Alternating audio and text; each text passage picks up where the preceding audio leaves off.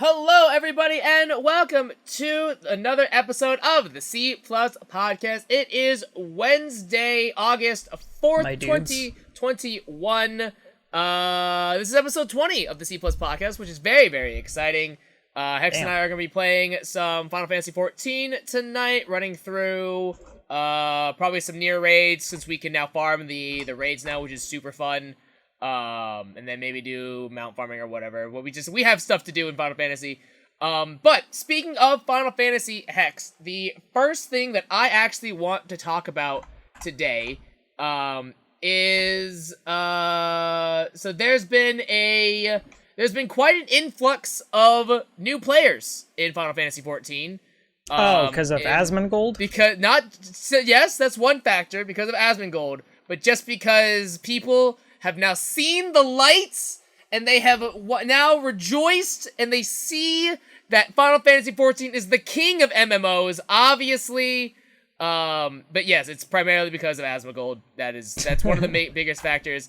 But yeah, so I wanted to talk about a little bit of just like all the new players, and like I've actually started to watch a bunch of old WoW players.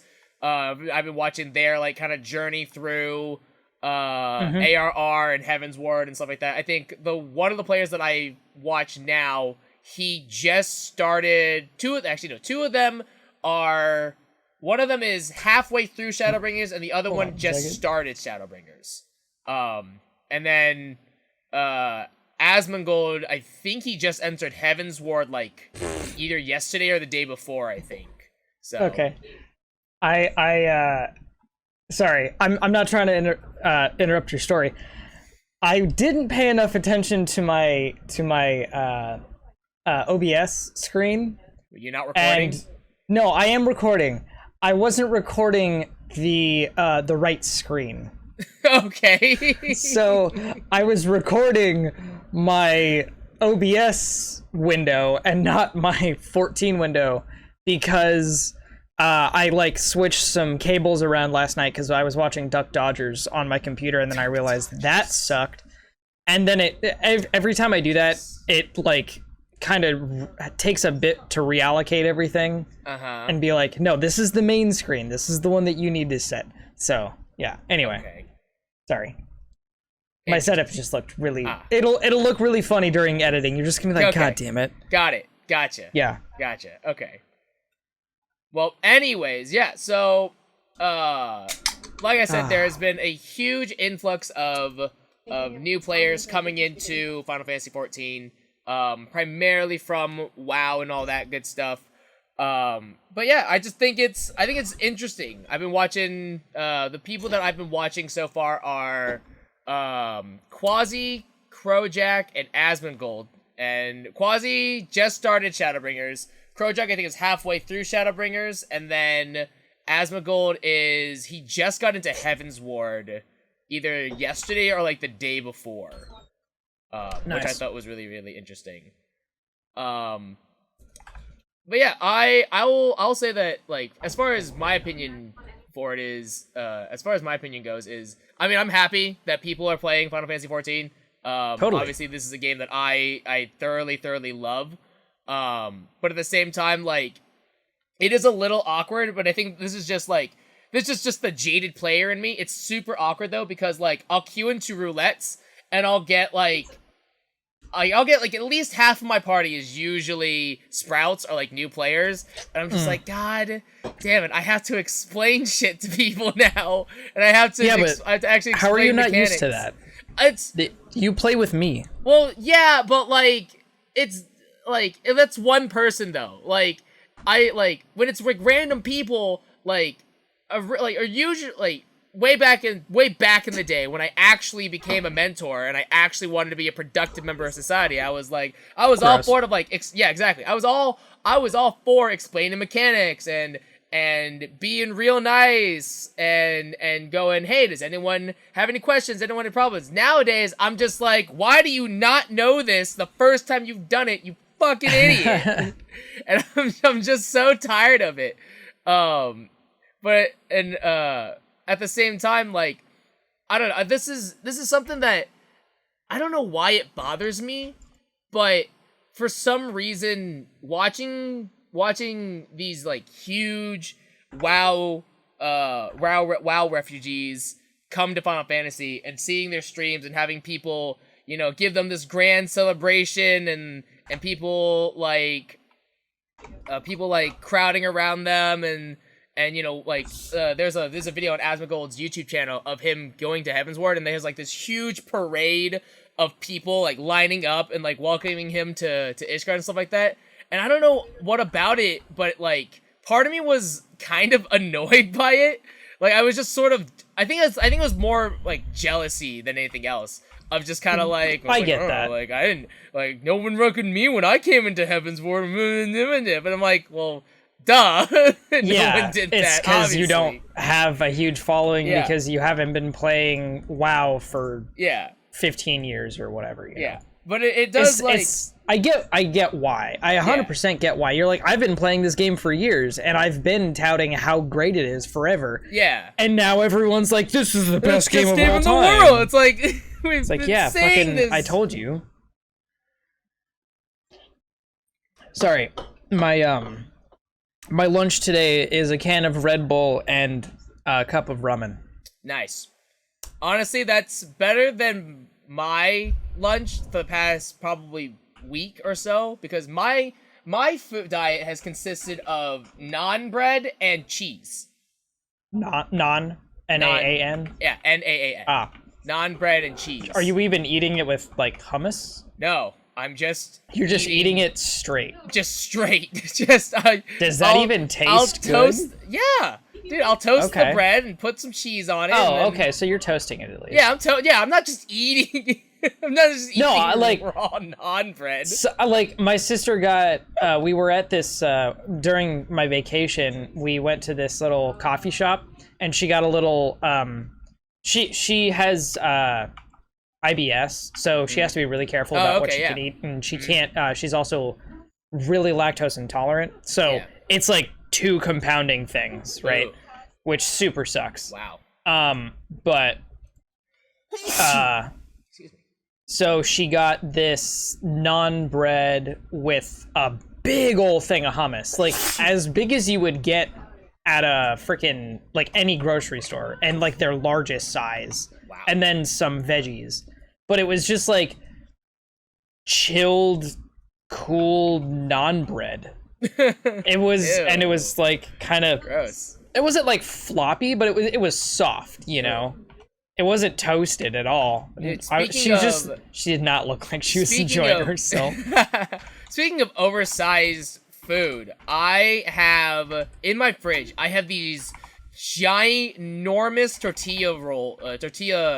tortillas. I don't even know why I was calling them something else. But I have these giant tortillas in my fridge that are, I want to say, like, 1.5 feet in, no. I think they're like, no. Is it 1.5 feet or like 2 feet in diameter? Like, they're massive. And it's really awkward because I do not have, like, anything else. Like, okay, you know, actually, imagine a large tortilla from Chipotle, and then and then enlarge that by, like, maybe 1.5. Damn. Like, that's how big these tortillas are in my fridge, and I have nothing to put in them. Like, I don't have meat, I don't have beans, all I have is cheese, and I'm like, that's not enough to supply, to furnish this tortilla right now, and it's an actual problem.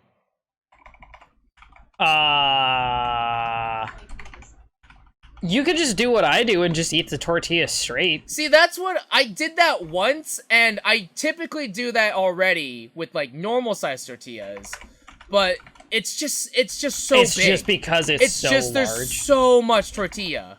God, now I want Chipotle. I can't do it because apparently their food quality has been dipping, which really sucks.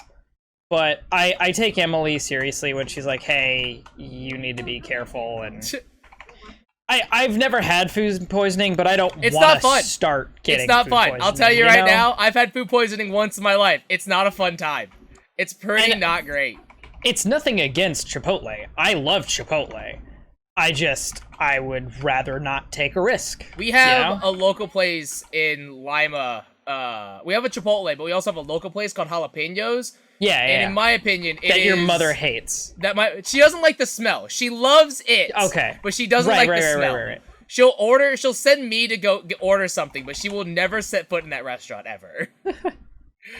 Like, fair enough. There was one time we went, I remember we drove there, and she sat in the parking lot as I went inside to go get it. She hates the smell that much.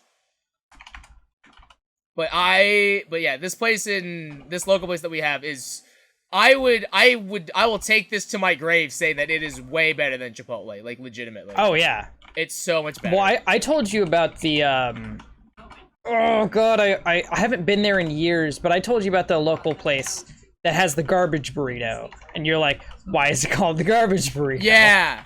Yeah, it's like that. It's just so good, and it's a local thing. It's God, I need to go back there because they moved a long time ago, so I'm not sure where they are now.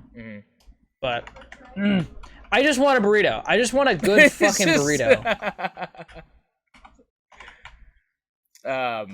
Well, anyways, we're off topic. Yeah. We're off topic. Yeah, besides burritos. But yeah, so something about so with all the influx of WoW people coming into Final Fantasy, 85% of me is super happy. I'm really happy that people are enjoying the game, and there are a huge influx of players who want to give Final Fantasy a try and are like, you know what? Yeah, this game is super good. Like, it's really, really fun, and I can see why so many people are hyped about it, and that definitely makes me feel really, really proud to be a part of the community.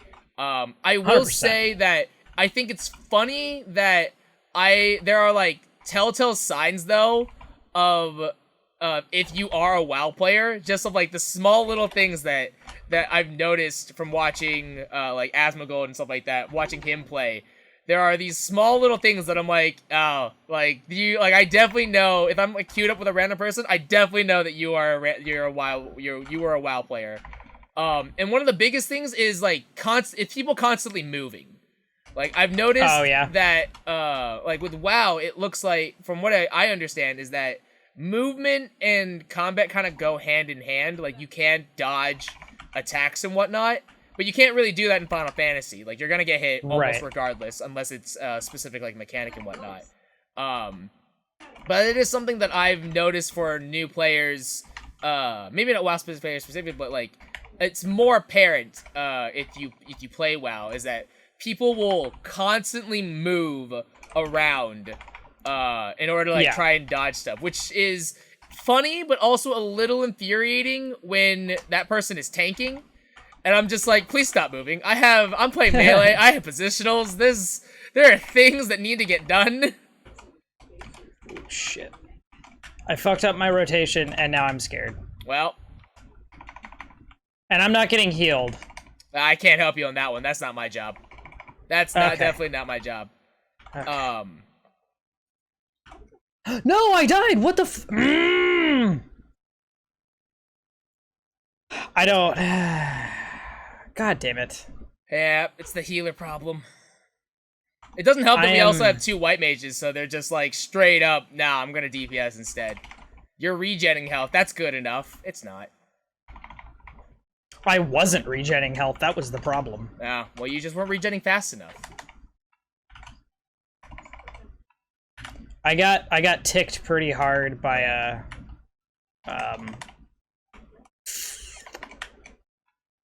Vuln stack, so whatever. It's cool. I didn't want to not get hit. Yeah, it's fine. Look, if you didn't want to get hit, you shouldn't have been. You shouldn't have been wearing such scantily clad clothing. Obviously, it's my fault for dressing like this. Exactly. Yeah. Speaking of your fault, let's talk about Blizzard. Dude. Let's talk about Blizzard, because that's a whole thing. That is a whole thing, which is funny because it's not funny. It's super not funny, fucked up. But it's in a dark sense, it's very funny. Yeah, it's funny for me in particular because just recently I was like, you know what, I'm gonna start playing some old Blizzard games, and now like, I mean, I don't regret it. I don't Like, regret it. I can roll as many times as I want, right? Yeah.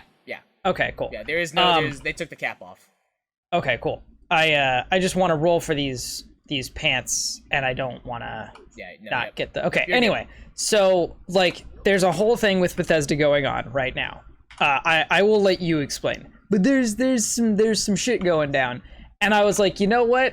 I'm never gonna buy another Blizzard game again. Like, I'm not gonna do it. I'm not gonna support a company like that. I'm not buying any EA games unless they're Star Wars, which I know isn't like. It's a little counterintuitive, but okay. It is, but like, at the very least, I'm trying to not support. I'm supporting their Star Wars stuff. I'm not supporting them entirely as a company. I'm trying to limit myself as much as I can while still, supporting the bit that I do like. I want them to keep making games. I just want them to be good. If they're bad games, then I won't support them, Right. Anyway, so and it's not exactly the same thing with Blizzard because of the shit that they're doing. And so I was like, I watched a couple videos and I was like, man, I really want to play some Diablo 2 because God, I never got to play it and it looks really good and I really want to do it. So, and I know that the new one is coming out, and I'm like, I can't in good conscience buy that game, that just seems wrong. And so I was like, oh hey, I do actually own Diablo 2, like the original version, so why don't I just buy that or play that, since I already paid money for it. I will feel a lot less guilty that way. I already spent my money on it. Oh, I fucking killed myself with a reassembled drill. Anyway, so that has been great, and that's kind of the shittiest part, is like, Blizzard used to make great games. Like, really good games. And like, that's the worst part, is like, this game is so good, and like, they're putting it out again for a reason. Like, even before all this stuff was going on, it's like, people wanted this forever ago, and I get why. But now, like, the sales are still going to be pretty high because it's Blizzard, and that's kind of the unfortunate part, is like, even though the stuff that's going on with them is really bad, they're still going to make money off of it. So I'll let you go into what's happening. Yeah, so this is going to be kind of like a super TLDR version. If people want an actual, like, in-depth thing, I highly recommend doing your own research. But the super TLDR version is basically, what was it? A couple weeks ago? The CEO. The CEO. Or was it just the CEO, or was it just the company in general? Well, sorry. A couple weeks ago, emails and documents got leaked talking about this stuff, and it was primarily because of the CEO doing unscrupulous things. I think that's the right term. Yes, but then the state of California issued a class action lawsuit against Blizzard, filing for, I believe, sexual harassment and misconduct, I think. While also, and then at the same time, or not the same time, but shortly after all that information came out, then a bunch of people started coming forward, talking about their own experiences and confirming that yes, male employees were sexually harassing female employees, like supervisors, like more specifically, and also female employees were not being treated equally as far as males, in comparison to male employees. Like, I think one person I saw on Twitter wrote that she knew a coworker who was actually denied a promotion, and it was given to a male employee instead, even though they did like almost none of the work. And probably didn't qualify in the least. Yeah. So that has not been going. So people who like Blizzard are very quickly not liking Blizzard anymore. Which were kind of few and far between anyway. Yeah, which was already very few. It's like, it wasn't a lot, but it's definitely not a lot now. Yeah. And so. Yep. I'm not getting heals, man. Blizzard's in some really, really hot water right now, to say the least. Yeah, I mean, it's really just been debacle after debacle for them. Okay, I want to say my first death was my fault. My second death, kind of my fault. Because once again, I did hit him, but I was still alive, and I just did not get heals. Had I gotten heals, I would still be alive. Yeah. The other one, I was just nuked. I nuked myself. Anyway. Yeah, so the first real big thing that I can think of in regards to Blizzard shooting themselves in the foot was the whole Warcraft Reforged thing.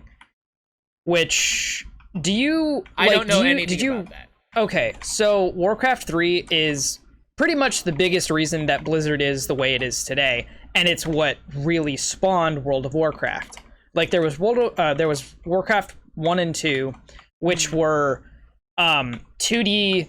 Oh god, I don't know if it's isometric. They were old school RTS games. They didn't look great, and they haven't aged super great. And they don't really care about those games because, all things considered, that's not what matters to them. It's Warcraft 3. That's what spawned Dota. That was their first online game. And out of Warcraft 3 came the World of Warcraft. Made Dota? Huh? Blizzard made Dota? Really? Not Blizzard. It was a fan game, or it was a fan game type. Oh, interesting. I never knew that. And that came, Dota and MOBAs came from Warcraft 3. Huh. And so they were like, hey, everyone loves Warcraft 3. It's what put us on the map.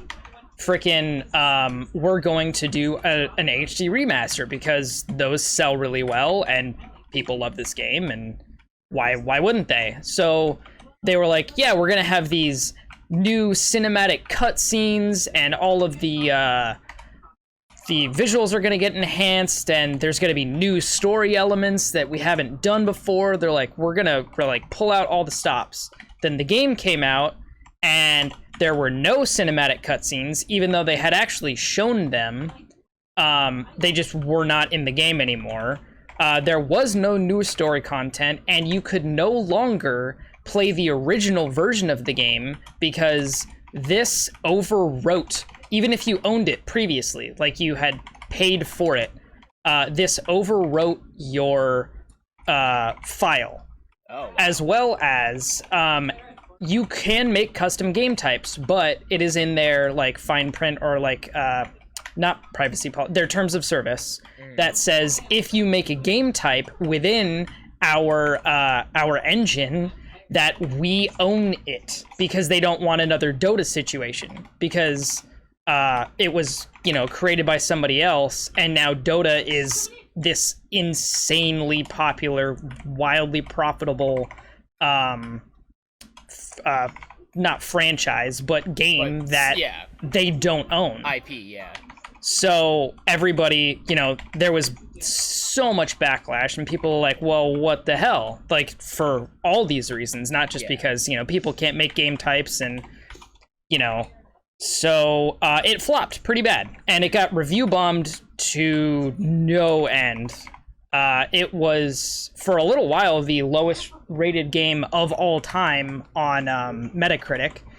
And then, things just got worse and worse. What was it? Diablo 3, I think, was one of their other, big games that, at the time, it did not do well. And it has done better since then, but I think since, not Mists of Pandaria, one of the WoW expansions that came out a while ago is really the last time that Blizzard has actually done a really good job. That people have they've been in the good graces of people. It's kind of like Bethesda. They're just not, they don't have any good press anymore. Yeah. Because they just keep shooting themselves in the foot. Yeah. At least CD Projekt Red, when they bungled Cyberpunk, they were at least in everybody's good graces ahead of time. Yeah, and they did kind of try and be like, hey, we're sorry that this went this way. Here's what we're going to try and do to fix it. Like, we're gonna try doing this. Like, we detailed it out. Like, at least, like, it's nice that there is that sort of transparency. Yeah, I mean, unfortunately, there wasn't enough transparency to begin with, and that's why everything went the way it did. But that was also, like, an executive thing. Like, that wasn't a developer thing. Whereas, I mean, and it's probably the same thing. It probably wasn't, like, the actual lead developers were like, no, we just decided to cut the content. It was probably just, like, executives didn't want to give them more money because they're like, well, it's a remaster. Who cares? Who gives a shit how much time and effort we put into this? It'll sell no matter what. And it did, because, I mean, it's Warcraft and people will buy it, but, like, people have expectations now. And especially when you have upset so many people frequently within the past, like, 10 years, you're gonna have a lot of eyes on you. Yeah. And then, like, literally pissing on people just because I don't know. One of the biggest problems one of the biggest problems here in sort of this situation obviously is the ethics problem. Oh yeah. But at the same time, I think Blizzard knows that they're essentially untouchable. Like, they know for a fact, whatever we put out, even if it is pure hot garbage, somebody or somebodies is gonna buy it. Like, regardless. You.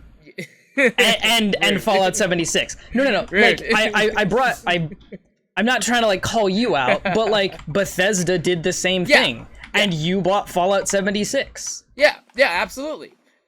Because you like Fallout. I liked Fallout. I wanted Fallout to be a good game. It wasn't, but I wanted it to be a good game. Which is a fair, like, you should want that for every game you play. Yeah. You shouldn't want it to be garbage. Yeah, but the problem that I have, but the problem with dealing with a company like this in a situation like this is that people can rant and rave and cry out that about all the injustices that Blizzard has committed and maybe will commit. They can do that all day, every day until they can't speak anymore. But the problem is that Blizzard's not gonna care until they stop making money. Yeah, I think that this situation is completely different. Yeah. Like, because this isn't about a game. This is about something else entirely. But talking solely about games, it's not even. It's about talking with your wallet. I don't even think it's just solely about games. It's the fact that they're not gonna, the lawsuit will, like, when, like, if Blizzard is found guilty and stuff like that, that, like, most likely, the frustrating thing is that most likely they're going to get in trouble, and they're going to be probably fined something, people are going to have to resign, maybe there's going to be new management, but that's the extent of it. There's nothing really changes, per se, No. You hope it does, but it probably won't. The only way... That happened with Activision, and Activision's still the way it is. And now it's Blizzard Activision, which is so much worse. Yeah, so I think that's the biggest problem, is that if you want a company to actually truly change, you need to hurt their bottom dollar. You need to hit their bottom line. And unfortunately, I feel like Blizzard knows this, and a lot of other people know this. Or no, Blizzard knows this, and a majority of people know this, is that, like, that's not gonna happen. Like, it just isn't. Blizzard knows it's like, we can kill puppies, and you can find out that we kill puppies. You're still gonna buy our game. You're still gonna buy Diablo, most likely. Like, you're still gonna play WoW. That's where I'm sitting, is like, I can't let, myself be like, I'm just gonna do it. I'm just gonna, despite my better judgment, and, like, I'm just gonna buy Diablo 2 Resurrected because it looks so good, even though the company, is clearly a bunch of pieces of shit executives who think that they can strong arm women into, giving them favors. Yeah. Like, it really just comes down to just don't buy the game. Like, even if you really want it, just and it's frustrating. It's frustrating that, like, if you have integrity, or at least want them to have integrity, then it's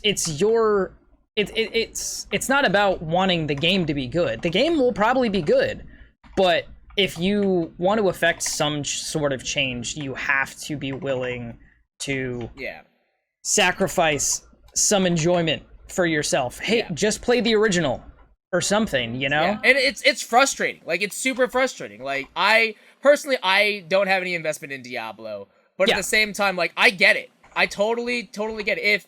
If you know, if it came out that Yoshi P was like, he's obviously a heroin addict, or like a heroin, or some other like Square Enix was committing some like sort of atrocity. Yakuza. Like, I would. That would be kind of metal. I'm not gonna lie. That would be pretty dope. But yeah, I would probably have to stop playing Final Fantasy. I don't want to, but I can't. Ethically, I cannot, in good conscience, be like, yes, I'm going to keep supporting this game. Unfortunately, right? And it sucks. It sucks. It does. It really does. It totally blows. And I was actually talking to Chaotic about this, and she raised very good points. Like, it was hard to argue with her because I totally get it. Of like, you know. She argued, you know, I don't really care. I don't care who is making the game. I just want the game to be good. And I'm like, that's fine. You can want the game to be good. That's not a bad thing. But at the same time, like, if a company is doing terrible things, that does matter. I think that matters more than the quality of your game. Yeah, and there are some people who would argue, you know, my what I do is not going to affect anything in the grand scheme of it all. Which, again, another valid argument. It's very hard to feel like them missing out on your $40 isn't going to hurt them. Exactly, because they'll get that $40 somewhere else. Yeah, that's a very, very compelling argument. Like, it makes sense, but at the same time, my counter to that is that if you have 5 people and each person contributes $10, that's $50 right there. Mm-hmm. Like, and $15 is not a small amount of money, you know? Like, those tiny little things that do end up adding up all together. And it's also, I think another argument that I would also make is if everybody had the same opinion of like, oh, my opinion doesn't matter, or I'm just gonna let someone else do the thing, because I don't think I'm gonna be able to do that. If everybody had that same opinion, nothing would get done. No. Like, I think that's what companies want you to feel. They want you to feel like your opinion and your actions don't have any impact. They want you to feel that, like, oh, it's kind of the reverse of remember when we were talking about the Nike situation? Mm-hmm. It's kind of the opposite of that. It's like people were speaking with their wallets, but it didn't negatively affect them because people were going out and buying Nikes and then destroying them. Yeah.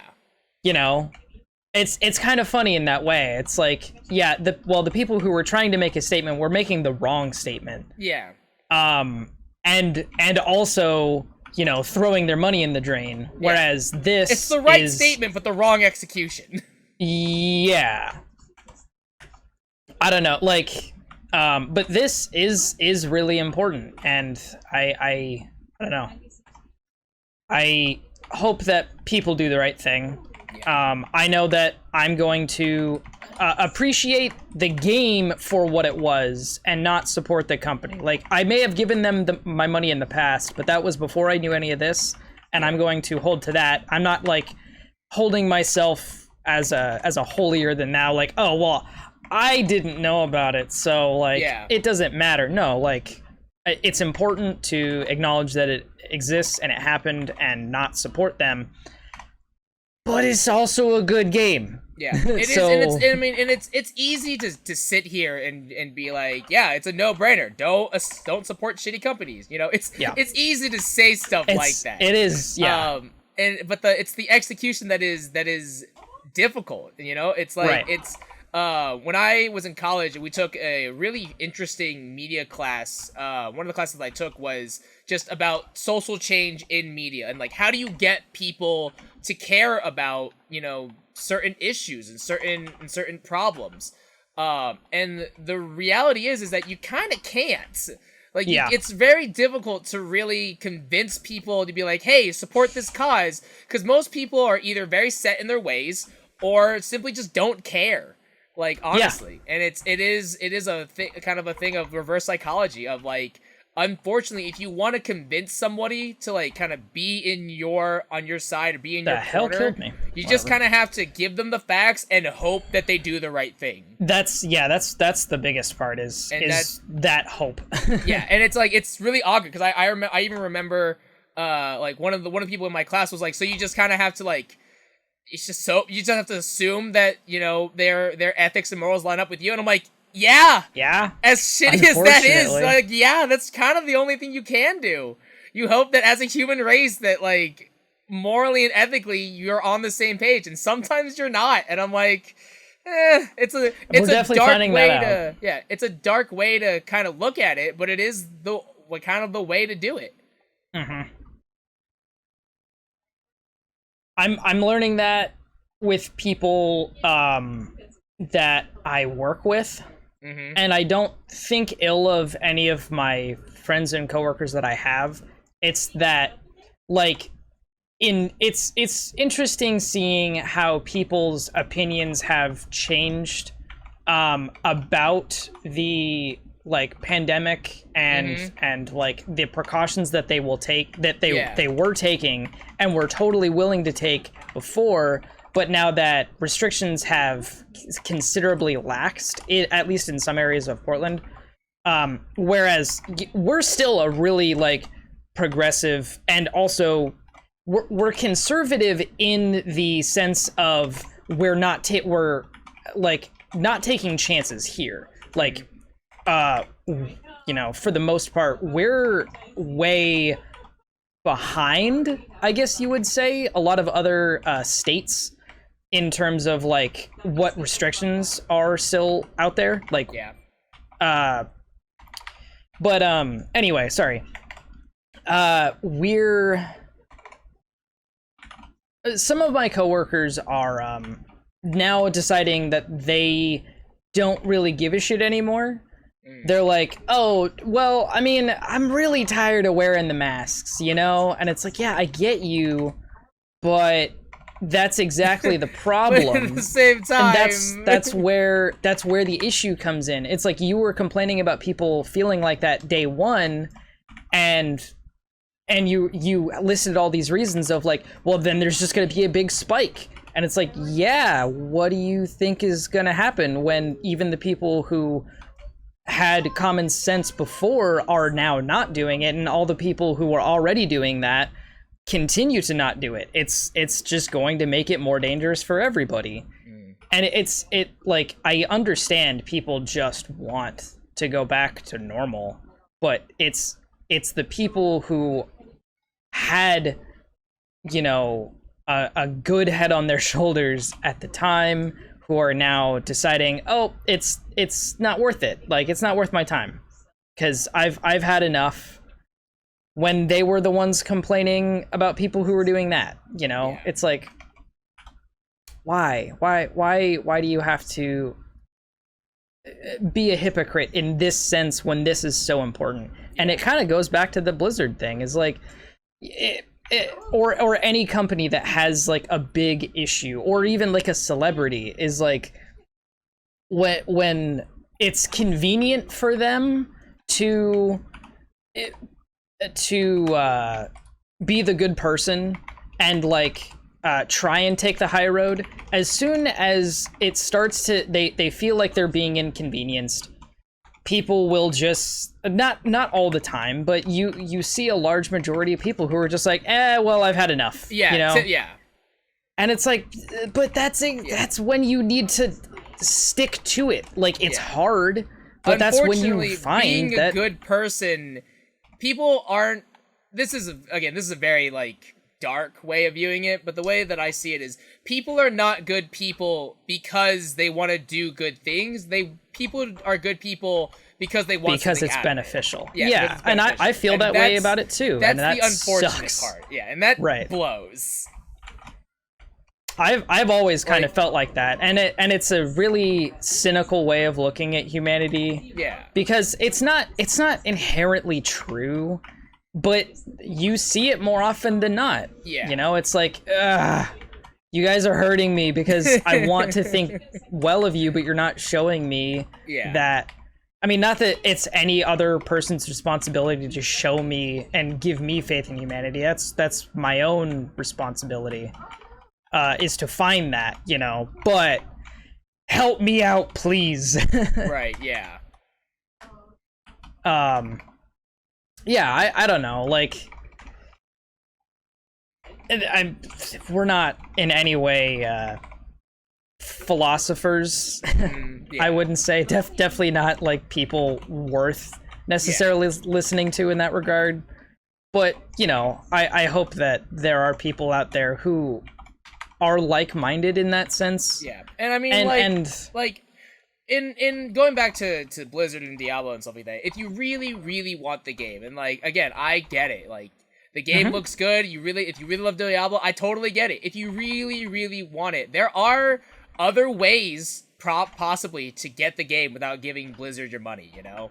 Yeah, you can support the game and not the company. Yeah, like, you gotta work a little bit. Yeah, it's hard, you gotta work for it, but, like, you can do it. There are ways to do it.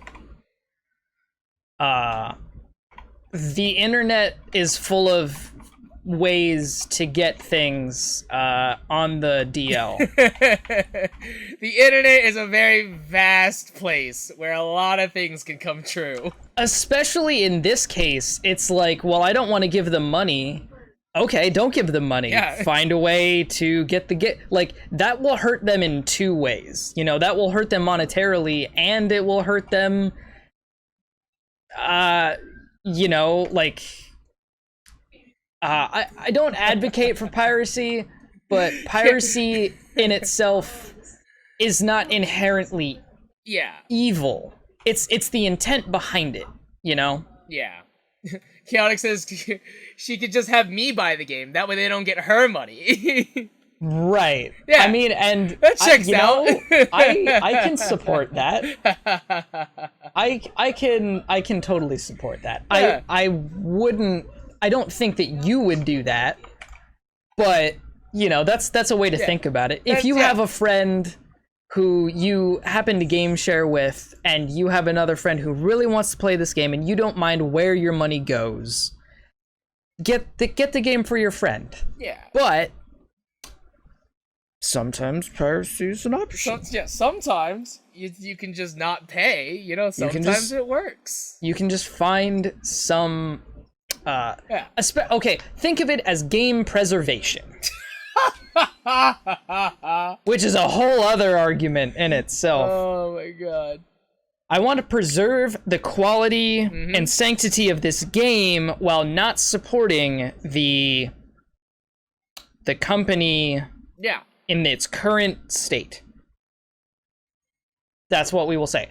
I don't want to support Nintendo in a lot of their business decisions, especially their release schedules and the way that they have been putting out any kind of product, be it games, physical merchandise, consoles. I really don't want to support that, but it's really hard to get some of the more modern stuff, and they make it even harder to get their legacy content, like GameCube games and Game Boy Advance game, like any of that stuff. And there are avenues in which to play some of those older games that you enjoyed at an even better quality in your home, on your computer. And I advocate for those things. Yeah. So, because, and reselling games, dude, the resale market is so expensive. Like, there was a time when I was trying to get a lot of my old, like, I wanted to get every PS2 game that I used to own, because I was like, man, I shouldn't have sold these when I did. And buying them back is now really expensive, especially GameCube games. Those things are really expensive. I spent $80 on a copy of Resident Evil 3, because after I had already bought the freaking the new version of Resident Evil 3, because I was like, "Ah, man, this version sucks. I'm gonna pay even more money to get an older version." And it's not that it's an inferior version. It's what a lot of people consider the better experience. And that is kind of what I'm in for. It's like, I want to have one of the better experiences. I will play them both. Was it worth paying the $80? No, I'm just weird. I'm just weird. I don't know why I did it. I was like, I feel like it is my duty to buy this. And I don't know why, because I am usually not like that. So... Well, I mean, and another part is sometimes games don't work great on your computer for whatever reason. Yeah. Like, because of the way that files work is what I will say. Yeah. Sometimes files don't translate well. Yeah. Then it's Nintendo's own fault. Like, if they don't want to keep putting out games that they know that people will buy, or like supporting their legacy titles, especially for an extended period of time, like the Mario 3D All-Stars, then it's well within fans' expectations to want that, and it should not come to litigious or litigious, however you would say that, means like Nintendo is so apt to do. Like, it just because somebody wants to play your game doesn't mean you need to sue them. Yeah. Speaking of Nintendo, though, Pokemon Unite came out. Oh, yeah. Like a week ago, something like that. Almost like a week ago. A week and a half. It came out before I went on vacation, so. Yeah. So Pokemon Unite came out. You've been playing a little bit. I have been playing a lot more of it than I care to freely admit. I wasn't able to play nearly as... Can this person stop? Okay. I wasn't able to play as much because I went on vacation. And I watched a streamer pay $100 and then become the best Pokemon Unite player of all time. Yeah, so let's talk about Pokemon Unite. So, for those who don't know, Pokemon Unite is a free-to-play MOBA-esque game on the Nintendo Switch, in which the whole premise of the game is very MOBA-esque. It's 5 players versus 5 players. And as a team, they're 10-minute, on average, they're 10-minute long games. And whoever the winner is determined lower than by most MOBAs. Whoever has the most points by the end of those 10 minutes. That's kind of the general basis of the game. And in order to score points, each side has these zones that 3 zones per side. 3 zones per side. Or it's actually 1, 2. It's like is it 5 4? zones. It's 5. It's 5 zones because you have a top lane and a bottom lane. It's 5 zones per side. Oh, right. There's two. Yeah, there's per 2 lane. zones up top, 2 zones down bottom. And you basically accumulate points by defeating the little mobs all throughout the map. Or if an enemy has points already and you kill them, they'll drop some of the points instead, and you can pick those up. But basically, you just go to the base on the enemy's team side, and you bank the points in there. And like basketball. Like basketball, yeah. And at the end of those 10 Pokemon minutes, basketball. yeah. And at the end of those 10 minutes, whoever has the most points wins. Like I said, the game is free to play. But there is a little bit of contention with it being pay to win. In which I would argue that having it be pay to win, I don't think it's a pay to win. I think it's pay to have extreme advantage. It's pay to progress, I would say. I think people saying that it's pay to win is a little bit extreme. But it definitely it skirts that line of not being pay to win, but it definitely feels like it. It skirts that line very closely. Yeah, like pay to win is really very pushes the envelope of being pay to win. Yeah, it also doesn't hide itself. It's just like no, it does. That Nintendo... It does. I think actually it does hide itself pretty well. Actually, I would argue that it hides itself fairly well, or well that enough. Nintendo, I think that they have more faith in their customer base than they should. And it's like I guarantee you that they thought about it, but they were like, I don't think there's going to be a significant number of people who would spend X amount of money to do this and do it in like a not hostile. This is in, right? In a predatory way. Thank you. Yeah. And because they're like, oh, this is a game geared for children, and that's kind of how they view everything. Is like, this is a game geared for children, so most children aren't going to do this. And then it's I would argue that I don't think it's necessarily Nintendo's fault, because actually, if you look, I don't think Nintendo has a huge stake in it. I think they're really just the publisher rather than the actual developer. Sure. Because I mean, that the is a developer whole thing. Specifically is Tencent.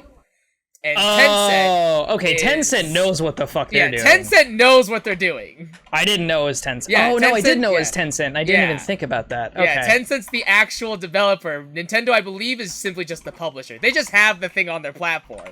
Right. Oh god, Tencent. Yeah, which is like and that's why I would say that I think Unite does a really good job at not necessarily hiding, but they definitely don't tell you. Like, no, you have to figure it out. Tell you, yeah. Which is like, I feel it's just awkward, really. Like, it's really just more so awkward, in all honesty. Right. Because the aspect that we're talking about is in the game. One of the kind of advanced things that you learn after playing the game for a little while is Pokemon can hold up to 3 items that you get either from leveling up or completing missions or just buying from the store. And each held item you can level up to a maximum of level 20. 30. Oh, 30 now. Okay. You can level up to a maximum of 30. In order to level up the items, though, you need these coins called item enhancers. And you get those coins simply from completing missions. Again, completing missions, rolling, like, there's, like, an in-game gacha that you can accrue points for as you play more games. But there are a bunch of ways to get the item, to get the coins to upgrade your items. Now, this would not be a huge problem if it weren't for the fact that, to level up, the number of coins that you need to level up items does increase the higher the level the item is currently. Also, if you don't have any more coins, you can pay real people money to get crystals, and you can redeem those crystals, to as a substitute for the item enhancing coins instead. So there are a bunch of people who have kind of showcased this, where they'll spend like $40 on crystals, and then they can basically upgrade their items to, I think, like max level in a span of, like, you know, a couple minutes. Versus very quickly. Don't pay a single dime. It takes more time to buy the resources than it actually does to increase your levels. Yeah. Because you can only buy them in small stacks. Yeah. But you can keep adding it, though. Yeah, you can, but it's just it's not designed intuitively for people to just spam buy them. Yeah. But even still, like, you can easily do it. Yeah. Like, easily do it. Yeah. But so you have that way of leveling, or alternatively, you could just play. If you didn't want to pay money, you would have to just grind matches, grind resources, grind missions, day after day after day after day, to get a fraction of progress in comparison to just buying outright the items. And so that's the main argument that people are making for it being pay to win, which, again, I would argue it's a bit of a stretch, but I would definitely say it definitely doesn't leave a good taste in my mouth. I'll tell you that much. Yeah, for sure. Like, it definitely doesn't feel good.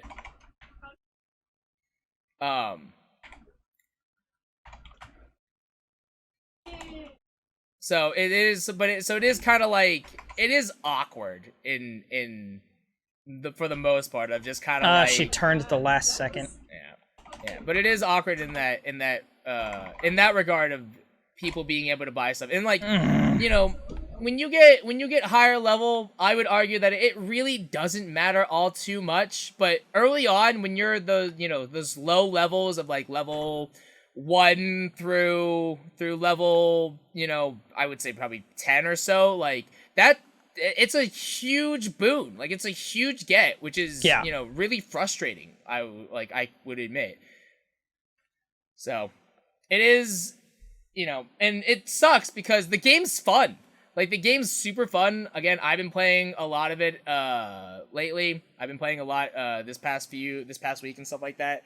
So I really, really enjoyed it, but at the same time, I'm just kind of like, ooh, this is really pushing the envelope. Right. Yeah, it's upsetting. Yeah. Other than that, though, again, I really like the game. It's like I said, it's really, really fun. I am like, I've been talking to my friends about this, and we have been talking about like the longevity of Unite, because it is like, I think their biggest problem right now is just there aren't enough unique Pokemon in the game right now. I think there are 20, I want to say. And it's just as far as like in each Pokemon has it's classified like by a different role. So you have defenders, which are kind of like your tank, CC roles. You have your support, which is kind of like heal, utility, that kind of stuff. You have your attackers, which are more so damage.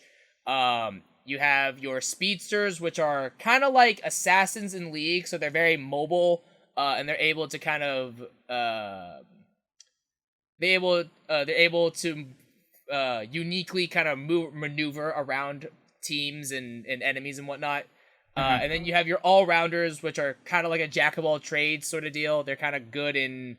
They're okay in everything. They're not, like, really good in specific things. But yeah, but there really are... There's a big imbalance with the roles of the different Pokemon right now. With, again, like I said, there are 20 of them. I think there are more attackers than anything else in than compared to all the other roles. I want to say there are 3 defenders, 3 supports, 3 speedsters. I want to say 3 all-rounders, and then everything else is an attacker. So I think that's 8 attackers, I think, is what that is. So right now there is a bit of a imbalance, as also and like it's also really interesting because the meta for this game right now is really, really unique, because it's constantly trying to like, right now it's in like its early stages of everything is really powerful, but at the same time you have those 1 or 2 things that are like just creeping over the top, or like either like they're subtly powerful, more powerful than everything else, or they're like blatantly more powerful than anything else. I think a big example is Gengar has his, like, the 2 moves that you would primarily use are Sludge Bomb and Hex. And Sludge Bomb will poison a target, and then if you... Hex is, I believe, a teleport, if I understand it correctly. I've never played him, so I don't really know. Yeah, but that's the teleport. Yeah, so Hex is a teleport, and if it hits a poisoned enemy, then the cooldown is automatically refreshed, or the cooldown is automatically reset, and it'll keep resetting as long as you keep hitting someone that's poisoned. And that poison lingers for like, I think 10 seconds or something like that. It's a while. And it does, and Hex does bonus damage, and the cooldown is reset. So it's kind of bonkers. A little bit. To say the least, honestly. And it is, so Unite is it's in a very, very unique position in which I think they actually already just put out like a notice for an update and what they want to do and whatnot. So that's super, super exciting. But it is in a weird gray area as far as microtransactions and stuff like that goes. In terms of games that have microtransactions, that I have not been actively participating in the microtransaction side. Like I haven't bought anything, but I have really been I have been playing a lot of, not a ton. I have been playing Near Replicant, which has been pretty interesting. I finally just got some new characters. Unfortunately, none of the ones that I'm actively looking to get, which are the actual automata characters. Because not shockingly, those are the like top tier characters. Like there is an effective tier list of good, like stronger characters, and 2B and A2 are near the top. And they're the harder ones to get, and there's a lot of people that are like smarter than me and constantly re-rolling and resetting their game until they get the one that they want, which to me, like, I don't like, that's totally fine. I just don't care about taking the time to do that, like, because I didn't think about it at the time, but had I thought about it when I was doing it, I would have immediately done it. But I already put so many hours into the game that I was like, it's not worth getting rid of all of that progress, you know? Yeah. But it has been really interesting. I haven't really seen any reason to throw money at the game because you get enough resources.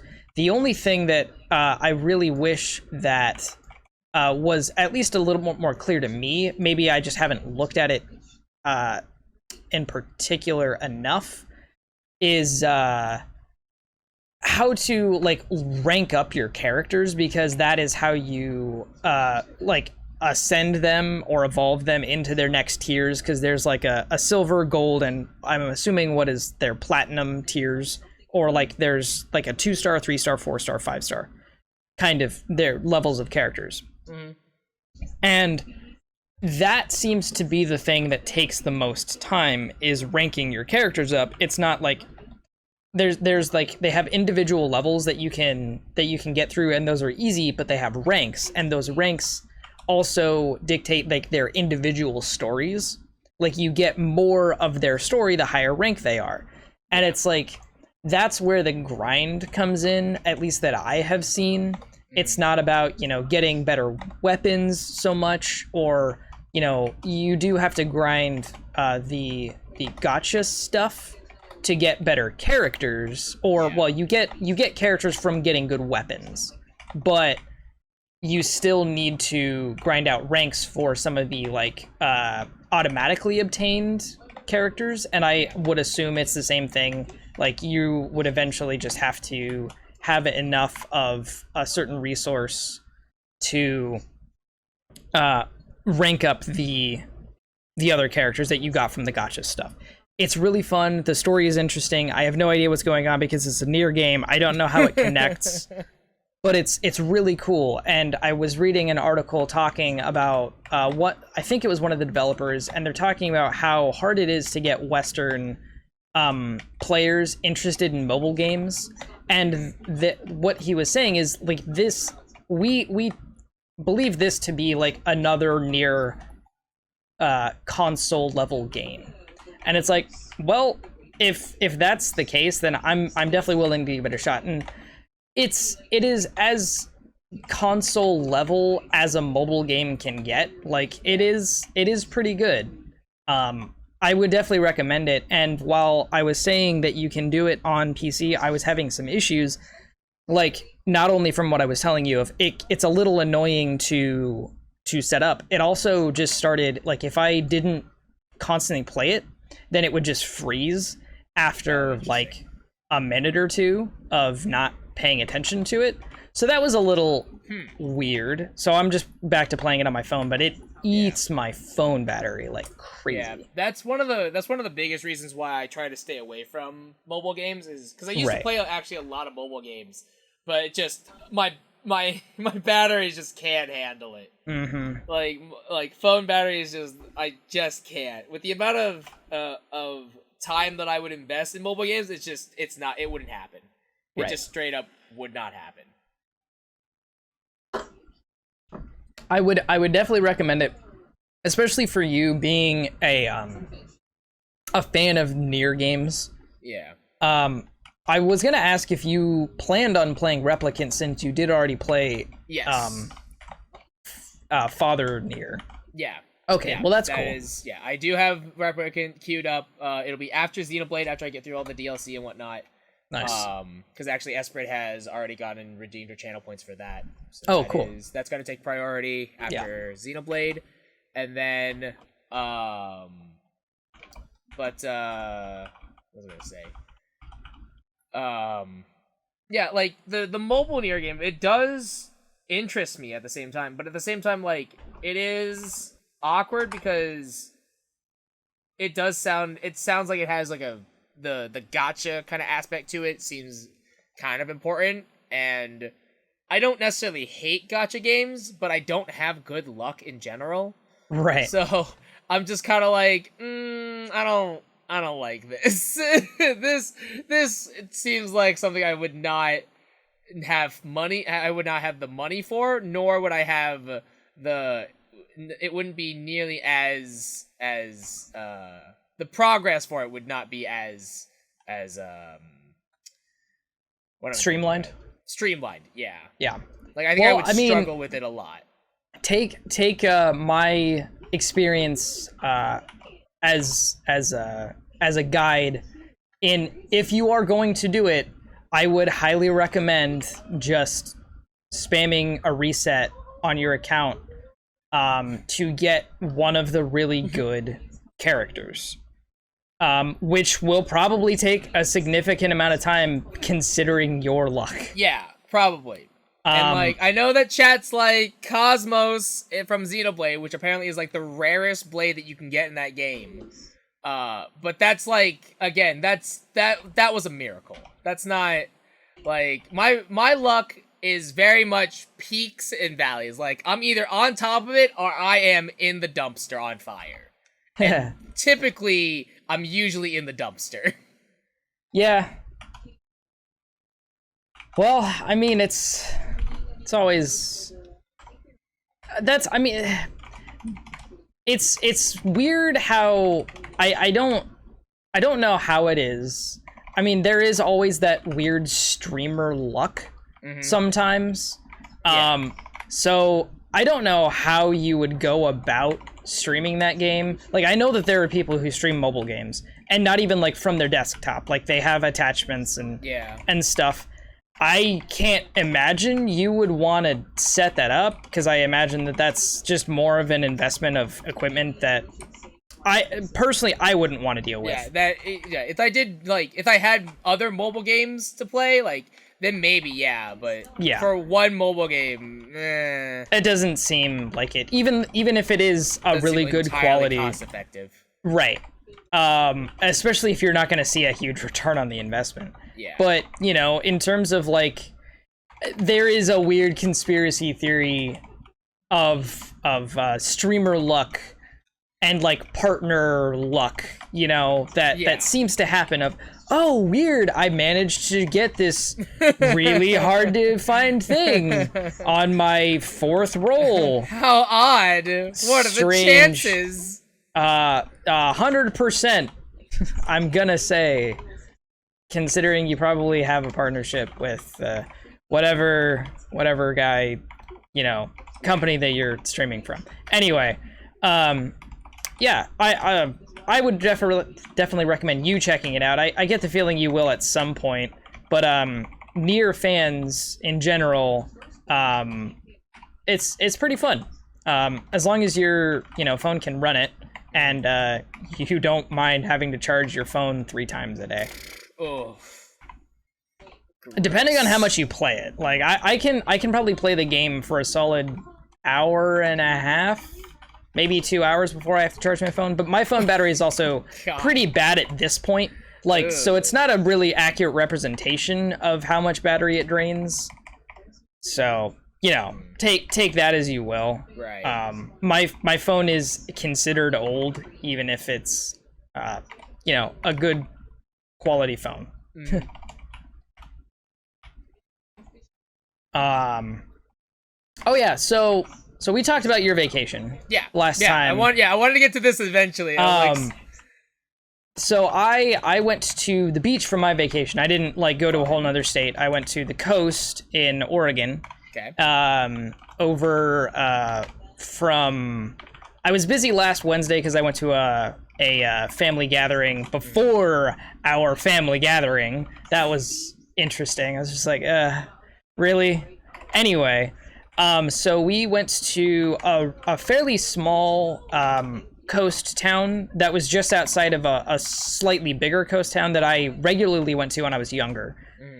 Called the one that we went to is called Depot Bay.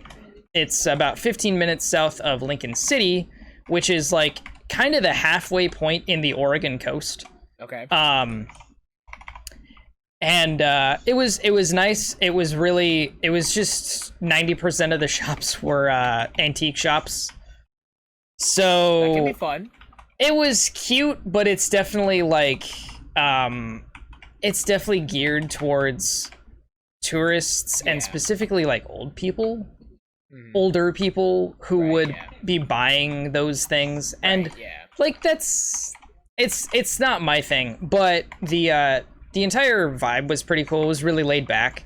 But the trip itself, I'm gonna assume that my sister is never going to watch this, and like as much as I'm going to kind of apologize, the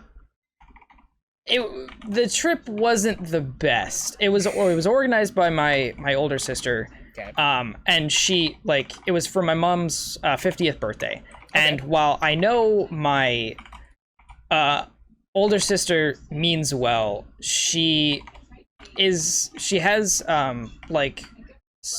some pretty severe OCD and has a need to have things under control, which is totally justified, and I totally understand it.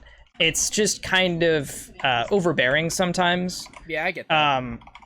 And things were planned out to really to anybody else would seem like a pretty excessive degree. But to somebody with OCD, it's understandable, and I'm not criticizing that aspect of it. It's the lack of openness to sudden change that is going to happen with anything. Yeah. You know, you have to be willing and able to accept you need to be able small to adapt. Change in your itinerary. My sister had a over 2-page itinerary for every single day that we had there. And how long was this trip? We were there from Thursday afternoon to Sunday morning. Okay, so 3 days. It wasn't 2 pages per day, but it was 2 pages for the entirety of our duration. Trip. Wow. Which is, that's kind of excessive. It's a lot. It's a lot. And, and I understand being prepared, but the idea and expectation that you are going to get everything on that list checked off with no hitches is a lot. Yeah. And so, as well, something that's really important to the context of this entire story is that we went there without taking any of our significant others. Like, Emily did not go, my older sister's boyfriend did not go, and my little sister's family.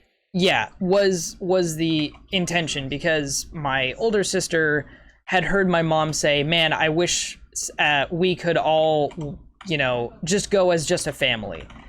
She said it last year during our gathering, which I think my older sister took a little too seriously. It was kind of like one of those nostalgic moments, but you also have to consider that my mom didn't mean it like, oh, I don't want anybody around. It's that, she just reminisces and is nostalgic for a time when it was just all of us. Yeah. But she understands that our family has grown bigger, and my sister took that as, oh no, well, no, like, she just wants to please my mom, and that is totally understandable and justifiable, and I get it. But there's like taking what she said and kind of just not misunderstanding it, but I guess misrepresenting it, you know? Or kind of escalating. Taking it too serious. Yeah. You know, like, our family is bigger. Emily is as much a part of my family as my dad is. You know, she has been around in my life for a long time, and she's going to continue being in my life for a long time.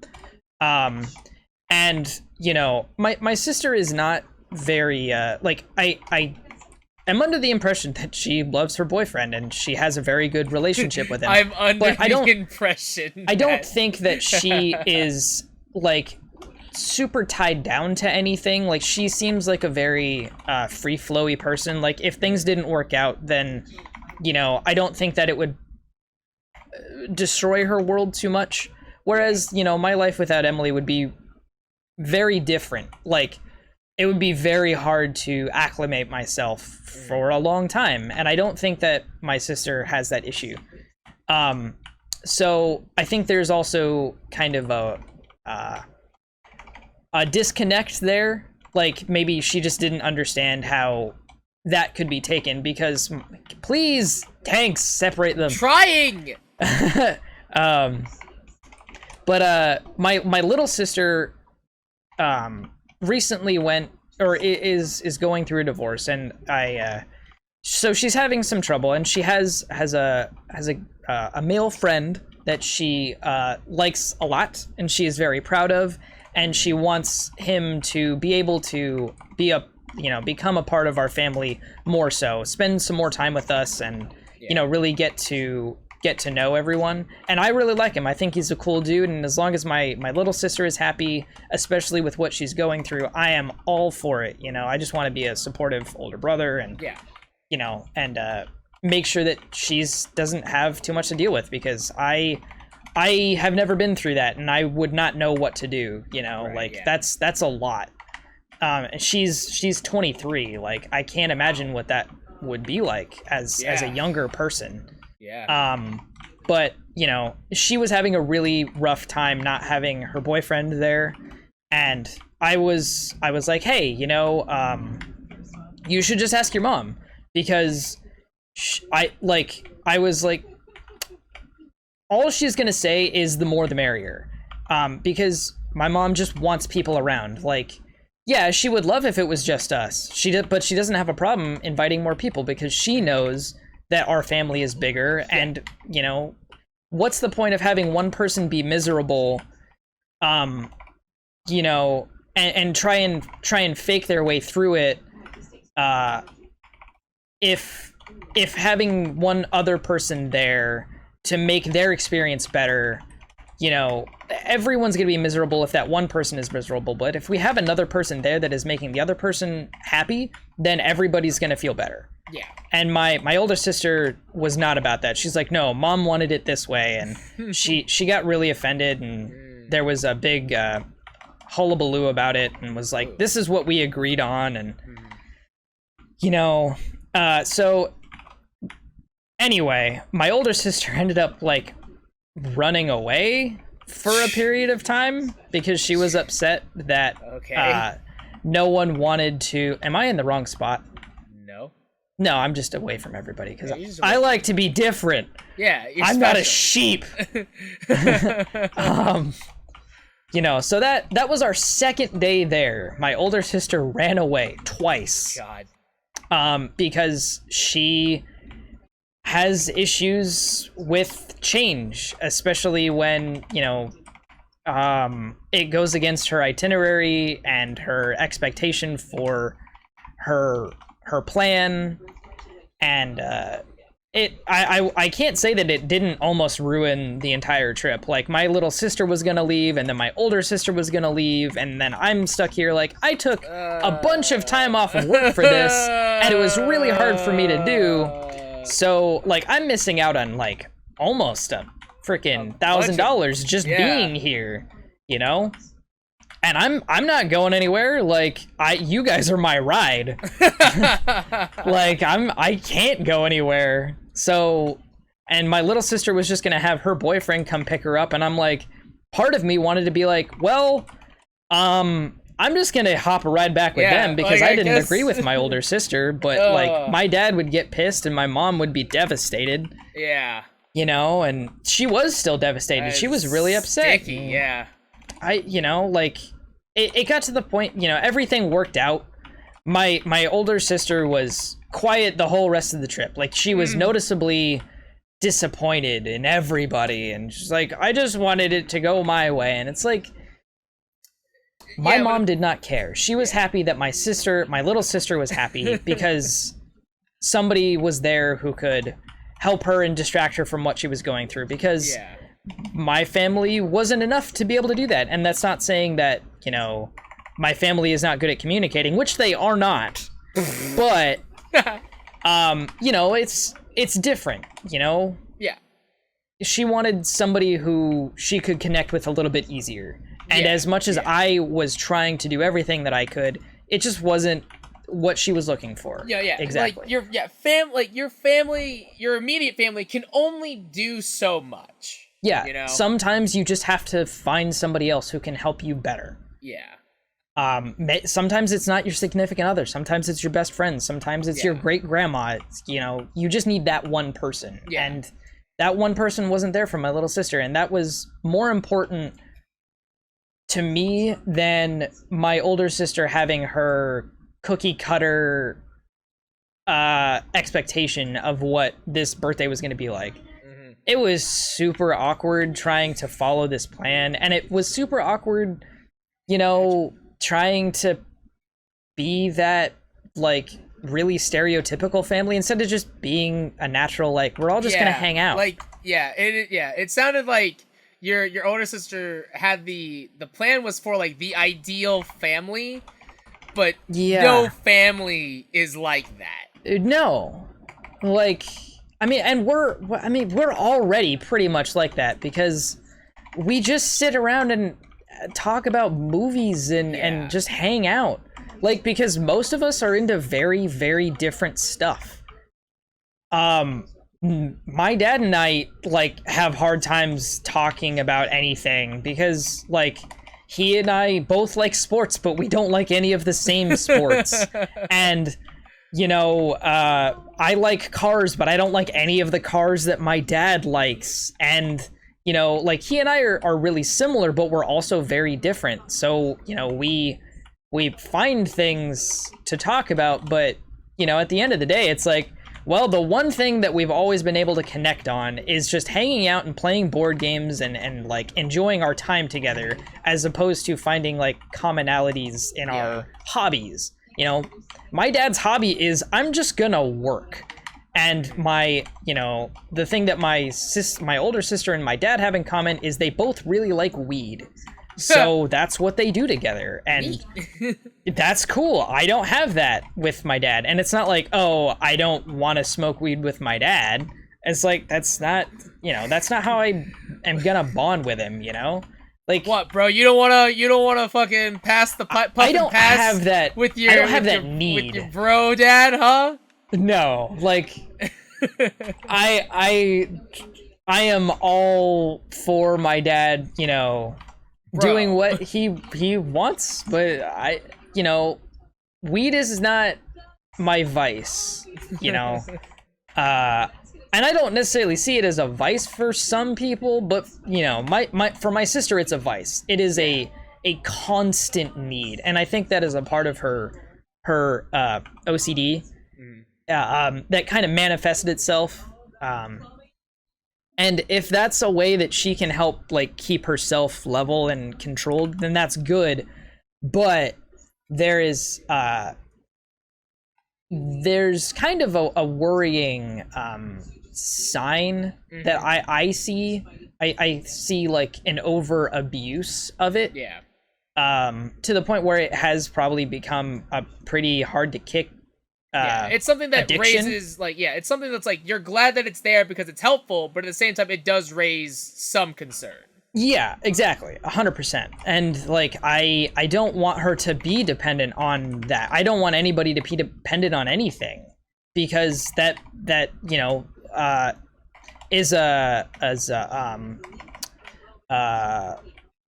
there becomes a lack of control, of self-control that is present, you know, and that sucks, you know. Like, you want everybody that you know to just be fully in control of themselves and be able to just handle their own issues without foreign interference, I would say. Like, it doesn't even have to be a substance abuse. It can just be, you know, a person. Like, you would hope that everybody would be able to handle their own stuff, but some people can't, you know. And that's not like, oh, I don't want to hear about people's problems. It's, you know, it sucks that people can be dependent on stuff. Yeah, some people but just sometimes need, it can be helpful. Like sometimes you need help, and and optimally you would want that help should be temporary. Optimally. Yeah, but and you know, that help you would hope would just come from your own like sense of self-worth or strength, and that's really hard for some people. And it's easier said than done. Yeah, it's incredibly hard to do. I wish I had that all the time, and I like to think that I do have a strong sense of self-worth and self-reliance. But man, like, I have come to the realization that, you know, I can't just rely on myself, and it's taking a long time and a lot of work to be able to just open myself up to talking to people. And I'm kind of in like the opposite category of where I don't rely on people enough, or I don't rely on anything, and then I just get frustrated, and it's hard for me. So it's that kind of the polar opposite of my sister. Yeah, anyway, but overall, the trip was it ended up being really good once my sister's boyfriend got there, and she was happy. Like, yeah, she did interact with everybody a lot less, but it was better than it was of her, you know, being noticeably upset and, you know, and feeling really out of place. And, you know, I would rather have my sister upset and be distracted from her problems that I know she's having than be forced to be somewhere where she does not feel comfortable and interact in a fashion that it's like robotic, you know, like that sucks. It was fun, had a good time. There was a Hot Topic at the outlet mall, so I got to go to Hot Topic. Nice, Hot Topic's cool. I bought a Green Day shirt and a Rage Against the Machine shirt, which once I bought it, I realized was really ironic considering that they are a band. Their message is pretty like anti-capitalism, and I bought it for like $25. Yep. A t-shirt, and I'm like, oh yeah, no, that's funny. Little awkward. But I was like, ironic. It's one of my favorite bands, but you know. And they're actually playing in my town really soon. Oh, cool. But the floor seats are $300, which I also find ironic. Like, you guys are all about anti-capitalism, but like $300 is a lot of money. $300 is really expensive, man. Like, what's that about? Anyway, yeah. So, if you ever go to the Oregon coast, don't go to Depot Bay. Okay. don't go. It's not my favorite beach town. My favorite beach town is actually it's about the same size, but it's a lot nicer. It's like a really pretty beach. It tends to be a lot warmer. It's a place called Manzanita. That's where I wish we had gone. And next time, I am definitely going to recommend that to my family, because I think this is going to be like a yearly thing. And we have all agreed that we are not going to let my older sister plan it anymore. And it's nothing against her. It's so that, you know, she isn't tied down to this really strict, she can just enjoy her time without having to worry. She doesn't have the pressure of having to plan stuff. Yeah, I mean, and I hope that is a relief and not like a more of a reason to not freak out, but cause her stress, you know? Yeah. Ideally, that would be the case. Right, yeah. Is that it does not create tension. Yeah, I actually going back to like finding someone to share your problems with and whatnot. This sounds bad. Like, it sounds like I'm making fun of this person. I'm not. It's just like I knew a guy in high school, and I honestly don't remember his name, to be completely honest, because we very rarely talked. But every time we did talk, so like we were friends, but I say that with like an asterisk. We were more like acquaintances, and again, it was just simply because we were in different classes. We very, very, very rarely saw each other, and like I think, but like in the times that we did interact with each other, you know, we'd always talk with each other. We'd always kind of try to hang out when we could, but those occasions were very, very rare. Right. That being said, though, it was like really awkward because every time because we didn't talk a whole lot and we didn't interact with each other a terrible much. Like, you know, personally for me, I would not be comfortable in like sharing with him, you know, my deepest, darkest secrets and feelings, you know, like, but like every time he would talk to me though, our conversations, I noticed that our conversations always had a very similar pattern, which would be, we would see each other, we would say hi, we would do like the standard, like, how's it going? What's new with you? How are things? And like, he'd ask me this, and then I would respond, and then I'd ask him the same, be like, yeah, what's going on with you? Like, how are things with you? And then every time he would sigh, and he'd be like, I don't know, man, like, you got a second? And I'm like, yeah, sure, I can talk. And then he would talk for like, he would just talk about like the darkest things.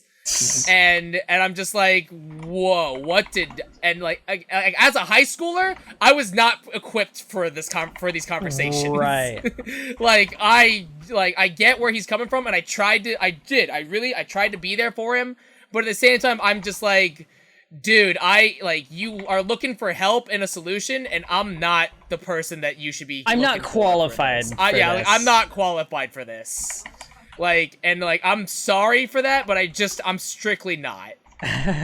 Like, you need help, and as your friend, I want you to get the best help possible, and that's not gonna come from me. Yeah.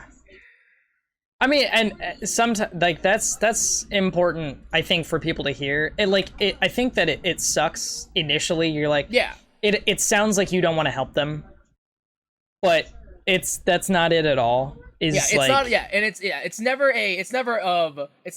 sounds like I don't want to, but it's really me saying I can't. Yeah. Like, I just strictly can't. Ill-equipped.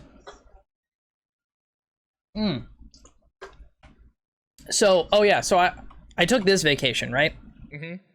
And last year, I was supposed to have taken a different vacation. I was supposed to go down to Anaheim to a concert, and that the next week after that, you were actually supposed to go for SDCC, right? Yep. Yes. Yeah. So I did. In San Diego. Yeah. Unfortunately, that concert is still happening. I was not able to get refunded on my tickets for the concert, and I was not able to get refunded on my tickets for the airline. Wait, seriously? They gave me a credit, and I think I have to book a flight really soon. Seriously? Yeah, it was really unfortunate because I didn't buy refundable tickets.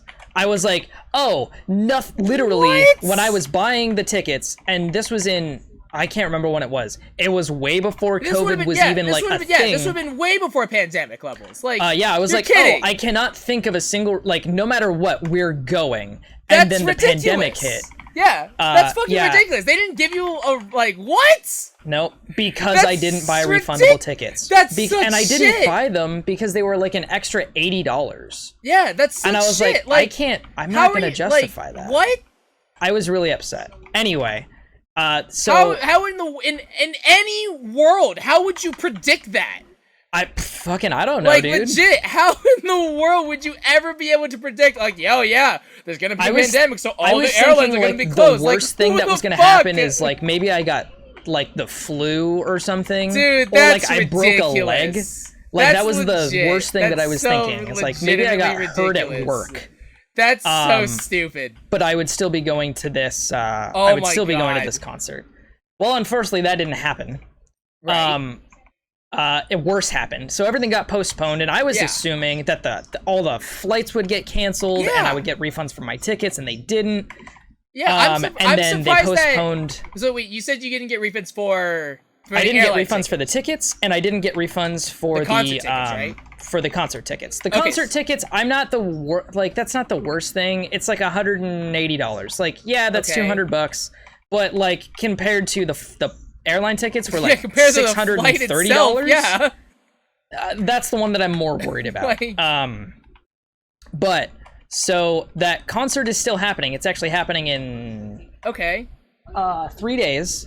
And they're doing a streaming live version of it. That's so cool. I'll be doing that, and I'm really excited for it. It sucks because it was gonna be this whole thing. We were gonna go down. We were gonna go to Disneyland. Obviously, you'd obviously want to be there. But like, okay. But also it was in Anaheim. I wanted to go see like an Angel game. Or Anaheim is close enough to LA that worst comes to worst, I would just go see a Dodger game. Yeah. And I looked at the because I like both of those teams. I'm really getting into baseball. It's a lot of fun for me. And while we were on our vacation, I decided to look, and I was like, oh well, when is the next time that the Angels are playing in LA? And they're playing the entire from the 7th to the 9th, which is the time that we would have been in LA. And they're playing the LA Dodgers in Dodger Stadium. And I'm like, are you fucking kidding me? I am so upset. Like, it was, and this is like the only time for the rest of the year that they're playing each other, because they're in different divisions. Like, it's very rare that they would play, and I'm like, everything would have come together perfectly had this freaking pandemic not happened. Well, it's not entirely true. It's very upsetting. That's I'm trying to take the precautions. The airline didn't refund you though. Like the concert not refunding you, it's not the biggest deal in the world. Sucks, but that's I'm not the biggest deal, especially because they're streaming the concert. Like, that's awesome. That's super cool. But like the airline not refunding, that's insanity. That's actually insane. Yeah, it was quite upsetting. Like, that's such Emily can't stupid fly. policy. Huh? Well. You said, what did you say? Emily can't fly. Because she's at risk. She can't. Going and getting the vaccine is dangerous for her. And so therefore flying is even more dangerous, and that's the biggest reason why. Well, one of the bigger reasons why we can't go. Flying is also hard for her inherently. So. It's a whole culmination of things, and it really sucks. So, like, it's not her fault or anything. It's just like, man, this it is what it is. Yeah, like everything about it sucks, and she's not happy about it. Like, I can imagine that more than anything, she would like to not have to be here all the time and just take an awesome, cool vacation to go to LA. Like, who wouldn't? Did you fly for your vacation or no? No. It was only like an hour and a half drive. Okay. I'm not that far from the coast. So have you been in an airport at all since pandemic? No.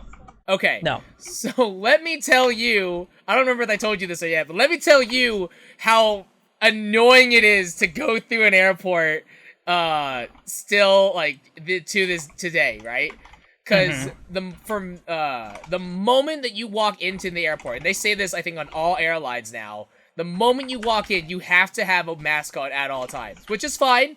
Yeah, sure, that's cool. that's but actually like, good. It's fucking insane at like, just like, I don't know, like for me, it boggled my mind at like the fact that I had to wear a mask literally the entire time, like even to the point where on our flight, each flight that I had, the flight attendants would literally say like, you must have your mask on at all times. If you're asleep, like you need to make sure that your mask is on so that we don't wake you up in order to put your mask on. And I just like, again, it's fine, but I'm just like, fucking Christ, I hate this. Well, you're also not nearly as accustomed to having to constantly wear them as I think, at least I am, because you don't have to go in as many public places as I do. Yeah. Like, your job is not in a public place with people. Yeah. Also, I mean, Esprit makes a very valid point that like the mask that I have is like those KR. Oh, the really scratchy, irritating ones. Yeah, they're really uncomfortable masks, but are like really, really good. Yeah, I have a really nice cloth one that's like rather soft. I get cat hairs in them all the fucking time. That's the most annoying part, but it is like, it's very comfortable, which I appreciate. So yeah, on that note, I totally understand. Like, it's understandable. Yeah, and like why you would be I'm not gonna sit here and be like, like masks are ruining my civil liberties and blah blah blah. Fucking hate it. I'm just saying that it is. I already hate traveling by air because of how stressful it is, and the fact that I had to wear a mask the entire way through did not make that feel better. Sure, it did not make it enjoyable. Yeah. And that is a valid criticism. That is some, like, I understand completely. Yeah. If not, I wouldn't want to do what I would. Not for the convenience. I would avoid air travel as much as possible. Well, convenience and necessity in your case. Like, you had to do it. Like, driving to Nebraska wasn't really much of an option. Yeah. Yeah, like if not for the convenience and the necessity, I would try to avoid air travel as much as humanly possible. The funny thing is, our initial plan for getting to California instead of flying was to drive. Oh God! But my car wouldn't have made it. It doesn't do well in the heat, and it gets really hot. Driving through some of the more mountainous areas in Southern Oregon and super northern California. My car would have probably died, and I would have had no way to get help. That's the shitty part. Is like, that's how I feel with my car. Had we gone with that route, I wouldn't have even missed out on $600. Like, I would have been able to just be like, oh, well, we can't go because I can't drive. Yeah. And that's a whole other, that would have been disappointing, but it's like, at least I didn't buy plane tickets. Yeah. I hate flying with a fiery passion. Like, I hate flying as an adult. Like, as a kid, I didn't hate it. Yeah, as a kid, it's fun. It's a magical journey. You're literally in the sky. Yeah, and it's not stressful. Like, I remember when, before, like, TSA and all that, like, you literally just went through. Yeah. And you got on a plane. Mm-hmm. Yep. Because you didn't have to worry about any of that. Yeah. Back in the days. I think my first flight was just before 9/11. Oh, wow. I was in second grade. I think I was going for my 8th birthday. Wow. So I could be wrong, but I'm pretty sure it was before 9/11. Like, I didn't have to go through any checks or anything. Yeah, but I was used to when I was a little kid. No, yeah. I went to the airport a lot because my dad used to travel a lot, and he would just, all of a sudden, he would be gone. It wasn't like I see him for 40 minutes trying to get. Well, he would just be like, "All right, bye," because I'm getting on my plane now. He didn't have to arrive in the airport 3 hours ahead of time, Bye, son. You make that sound so bad. I mean, I'm not gonna lie. There were definitely like times when I'm like, I wonder if my dad's gonna come back, because he was just out of there so quick. Dude, I had already had one parent bail on me. Oh my god, it's so bad. It's so mean. It's nothing against my dad. Like I was a young child. I didn't know if my family was gonna stick around. God. Oh, I was traumatized That's so from terrible. bad parenting already. That's so terrible. That's so funny, but so awful at the same time. Good lord. Speaking of TSA though, I also hate the TSA. Primarily because they're worthless and they literally can't do their jobs to save their lives. Or no, anyone else's their lives, training is pretty piss trash. poor. Yeah, they're like legitimate trash, and I hate the TSA so much. I don't blame the people. I blame the training and like the oversight. I blame committees. the organization. I don't blame the people. I organization. just blame the organization itself.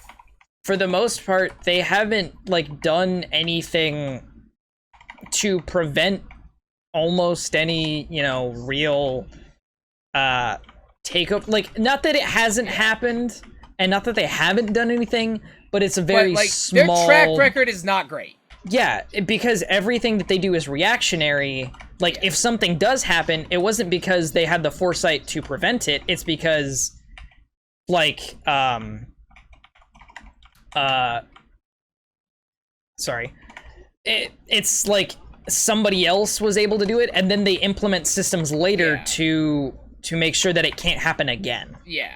But then the people are already on the lookout for it, so like it's not like you're gonna actually end up doing anything. Yeah. That being said, like, it is. I find it frustrating because like going through the TSA is already like a hassle, and I mean that's kind of why most people are like, yeah, you should get TSA pre-check because that way you don't have to jump through all these hoops, which I would also advocate is super nice, but at the same time, you shouldn't have to pay. Yeah, one, you shouldn't have to do that, and then two, I also find it annoying because when I went on my trip to Nebraska, it was really annoying because like the whole point of doing TSA pre-check is so that way you don't have to jump through the hoops of going through the regular TSA for security stuff, and the fact that it just makes it easier that way it's just easier for you to get to your flight faster. I can't see. Because again, it's already like because traveling by air is already so stressful in general. But when I went to my trip to Nebraska, it was so annoying because like typically when you go through pre-check, you usually have your own line, your own security thing, and like they know that you're pre-check. You don't have to explain it to them. They're like, yeah, everything's chill. Like, go do you, boo. Right. But maybe it's just because of the pandemic and just short staffing. I don't know. But Probably. like when I went through my flight for Nebraska, one, I got funneled into just like there was a separate like queue line for pre-check of like if you're in pre-check, go through this line, and I'm like, okay, yeah, that makes sense. But then it funneled me back into the regular security line later on, and I'm just like, why?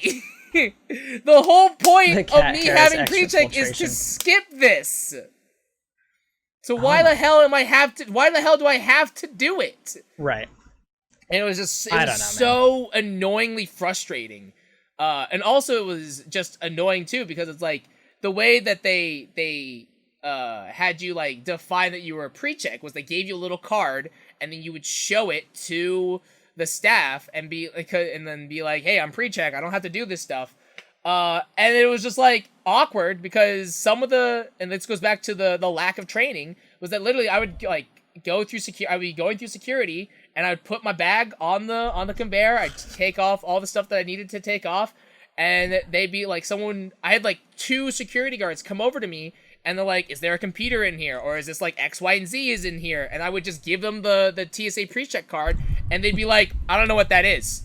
And I'm like, your coworker just gave this to me and he told me to give it to you. Like, what is this nonsense? I finally got the hair bob. Nice. That's so dumb.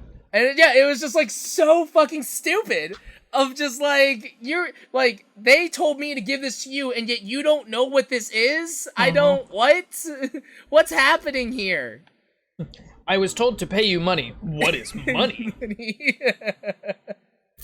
It was just like, why, man? Why do I have to explain this to you? This is not. This isn't my job. This is It's like you work here. I should not have to explain what you do here. Ugh, that sucks. Yeah, it was. Yeah, but it's so dumb. I hate TSA and I hate flying so much. Well. Wow. On that super cheerful note, I think that is a great place for us to stop. So, guys, I want to thank you again for coming and tuning into the C Plus podcast. If you missed anything, as always, this episode will be out on my YouTube channel next week. So that's going to be all well and good. But 2 hours later, I just started eating my ramen. Yeah, I don't have anything. But as always, though, my name is Shogun Shin. That is Hex Ginkgo. This has been the C Plus podcast, and we will see you guys next time. Bye, everybody.